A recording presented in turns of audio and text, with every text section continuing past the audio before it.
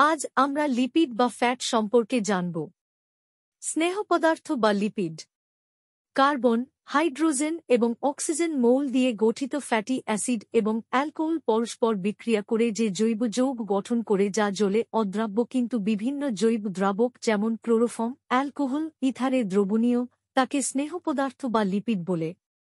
Lipid বা স্নেহ পদার্থের উৎস উদ্ভিজ্জ উৎস হল নারকেল, সরষে, বাদাম, সয়াবিন, সূর্যমুখী ইত্যাদি তেল।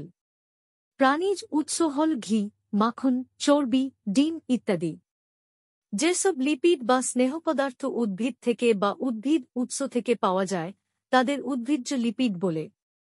উদাহরণ: বনস্পতি, মার্জারিন, বাদাম, নারকেল, সরষের তেল ইত্যাদি। যেসব লিপিড বা স্নেহ পদার্থ প্রাণীদেহ থেকে পাওয়া যায় তাদের প্রাণীজ লিপিড বলে। উদাহরণ: ঘি, মাখন ইত্যাদি প্রাণীজ উৎস। যেসব গ্লিসারাইডগুলি সাধারণ তাপমাত্রায় কঠিন অবস্থায় থাকে তাদের ফ্যাট বলে।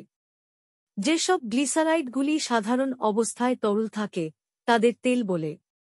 লিপিড বা স্নেহ পদার্থের প্রকারভেদ লিপিড 3 প্রকারের: সরল লিপিড, যৌগিক লিপিড, লব্ধ লিপিড। যেসব লিপিড ফ্যাটি অ্যাসিড ও গ্লিসারল জাতীয় বিভিন্ন অ্যালকোহলের এস্টার এবং যাদের মধ্যে অন্য কোনো অস্নেহ পদার্থ থাকে না তাদের সরল লিপিড বা সরল স্নেহ পদার্থ বলে। উদাহরণ: মৌমাছিজাত মোম, গ্লিসারাইড ইত্যাদি।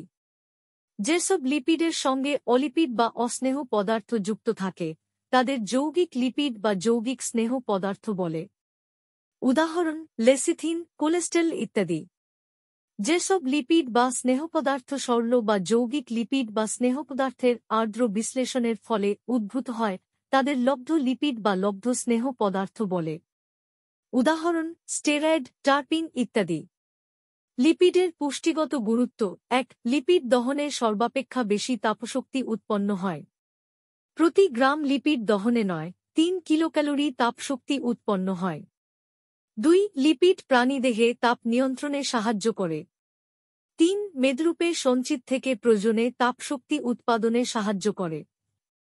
4. স্নায়ুর গঠনে লিপিড প্রয়োজন হয়। 5. স্টেরয়েড বা যৌন হরমোন সংশ্লেষে লিপিডের প্রয়োজন। মানবদেহে লিপিড বা স্নেহজাতীয় খাদ্যের অভাবে যে লক্ষণ ও প্রতিক্রিয়া দেখা দেয় তা হল: শরীরের ত্বক শুষ্ক এবং খসখসে হয়ে যায়। স্নেহদ্রব্যের অভাবে ভিটামিন আ, ডি কে শোষণ ও পরিবহন ব্যাহত হয়। অনেক সময় চুল উঠে যায়, খুশকির সমস্যা দেখা যায়, স্বাভাবিকভাবে ক্ষতস্থান নিরাময় হয় না। শরীরে জলের ভারসাম্য বিঘ্নিত হয়। এছাড়া পেটের সমস্যা হতে পারে।